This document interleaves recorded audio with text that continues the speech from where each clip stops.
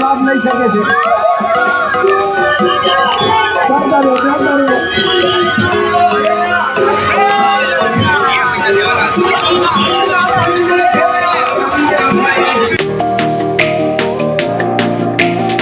હર હર મહાદેવ બધાને કેમ છો તમે બધા મજામાં જ છો. સ્વાગત છે તમારા બધાનું ફરી એકવાર મારા એક નવા જ વિડીયોમાં. અને આજે તારીખ 7મા મહિનાની 7 તારીખે આજે રથયાત્રા છે અને આજે રવિવાર પણ છે. તો હવે રવિવાર છે તો અત્યારે જો બ્લોગની શરૂઆત થઈ રહી છે રવિવારના સવારના 7 વાગે. 7 નહીં પણ હાલમાં 5 વાગ્યા છે. 4 વાગ્યાનો જાગ્યો છું ગાઈસ અને અત્યારે તૈયાર એકદમ થઈ ગયો છું. 5 વાગ્યા છે તો હવે આજે રવિવાર છે તો મારે રાજભાઈને અને મારી સાથે એક મારા ફ્રેન્ડ છે ચિંતનભાઈ કરીને અમારે ત્રણેયને હાલમાં જવાનું છે ભૂતેશ્વર મેરડી માતાજીના દર્શન કરવા માટે. એ ભાવનગરથી 20 કિલોમીટર દૂર આવેલું છે બરાબર.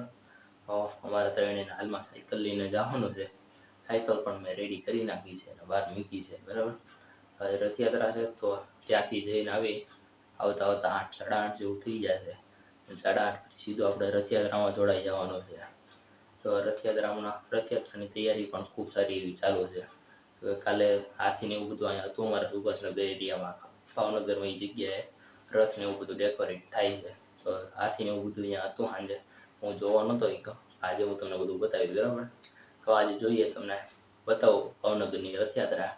અને અત્યારમાં તો સવારના 5 વાગ્યા છે તો અહીંથી નીકળીએ મેરડી માતાજીના દર્શન કરીએ. અને મારો અવાજ પણ તમને સરખો નહીં સંભળાય કારણ કે મારો અવાજ થોડોક બેહી ગયો છે બરાબર. કોશિશ કરીશ કે સારો એવો આવે બરાબર. ચાલો અત્યારે જઈએ ભૂતેશ્વર મેરડી માતાજીના દર્શન કરી પછી આપણે સીધા જોડાઈ જશું રથયાત્રામાં. જ્યારે કન્ટિન્યુ તમે બન્યા રહેજો. તો ગાઈઝ હું રાજભાઈ અને ચિંતનભાઈ હાલમાં નીકળી ગયા ત્યાં ઘરેથી તમને ખબર છે માતાજીના દર્શન કરવા માટે. અને બસ અડધે પહોંચ્યા છીએ રસ્તામાં. ને અત્યારમાં હાલમાં તો મહાદેવનું મંદિર ઓટલો છે તો અહીંયા ઊભા છીએ તમે જો. અને અત્યારનો આમ સવારમાં વ્યૂ જો કેવો મસ્ત આવે છે. તો રાજભાઈ ને ચિંતનભાઈ એની બેની સાયકલ પડી છે. આમ એ બે બેઠા છે ગેમમાં કંઈક મતે છે અત્યારમાં. તો સવારમાં એ બેને કંઈ બતાવવા છે નહીં આપણે. તો હવે ફટાફટ માતાજીના દર્શન કરીએ અને દર્શન કરીને પછી પાછા આપણે ફટાફટ આ વખતે વહેલા થોડુંક ઘરે જવાનું છે. નકર અમે અહીંયા અડધી કલાક બેઠા મતતા હોય છે મોબાઈલમાં કંઈક ને કંઈક. પણ આ વખતે થોડુંક વહેલા જવાનું રહેશે. હવે તમને તો ડાયરેક્ટ દર્શન કરાવી અને ફટાફટ ઘરે પણ નીકળવાનું છે. તો દર્શન કરીને પછી આપણે ફટાફટ ઘરે પૂગી જઈએ કારણ કે રથયાત્રા છે ત્યારમાં 6 વાગી ગયા છે સવારના. તો હમણાં 7-8 વાગે લગભગ ઘરે પહોંચશું ત્યારે રથયાત્રા ધીરે ધીરે શરૂ થઈ જાય બરાબર. તો એમાં પણ આપણે આ વખતે ફૂલ એન્જોય કરવાનો છે બરાબર.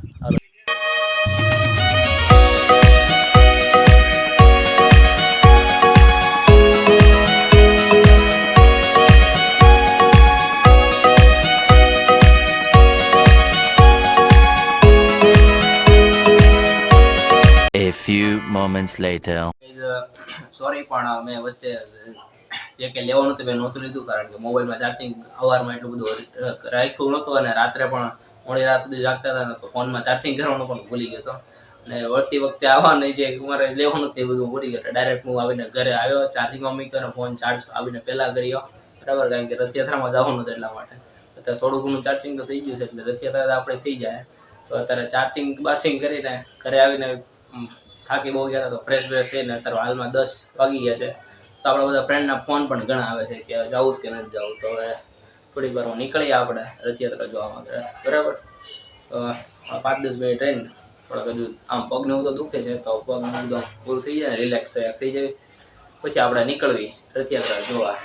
દર્શન તો પાણીથી થાય કે નહીં તો કે દર વર્ષે હું કોઈથી પાણીથી દર્શન નથી કરતો આગળથી જ દર્શન કરી લઉં છું બરાબર. થાય તો ઠીક છે. ઓકે આખી રથયાત્રા તમે જોતા રહેજો મજા આવશે બરાબર.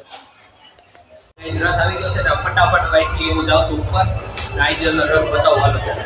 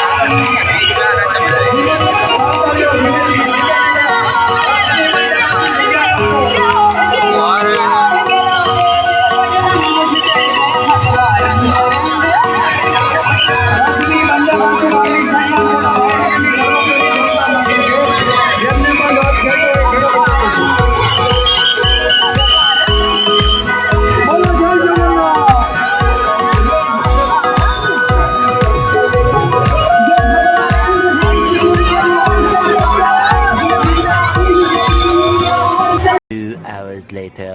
રથયાત્રા લઈને હવે આવી ગયા છીએ ઘરે, ને રથયાત્રા જોવા હું ગયો તો સવારના 10:30 વાગે આજુબાજુનો. હાલમાં જો તમે બપોરના 3 વાગી રહ્યા છે, એટલે સવારની પણ બહુ કઈ ભૂખ પણ નથી લાગી, કારણ કે ભાવનગરમાં ત્યાં સુવિધા એ રીતના હતી એટલા માટે. અને આ વખતે રથના આખી રીતના દર્શન પણ કર્યા એટલા પાસેથી, બરાબર. જોકે રથ હંમેશા અમારા ઘરની થોડાક બાજુમાંથી જ ઓલું થાય છે, નીકળે છે રથયાત્રા, પણ તોય આ રીતના આટલો પાસેથી જોઈ દર્શન કરી લીધા. અને તમને પણ કહેવા દો, તમે થયા હોય તો ઠીક છે, ન થયા હોય તો ખબર નહીં મને, બરાબર. બાકી તમને વિડીયો કેવો લાગ્યો? જો તમને વિડીયો સારો લાગ્યો તો વિડીયો લાઈક, કોમેન્ટ, શેર, અને ચેનલ પર નવા હો તો ચેનલને સબસ્ક્રાઈબ કરવાનું ન ભૂલતા. તો જલ્દી મળો તમને એક આવા નવા જ વિડીયો સાથે.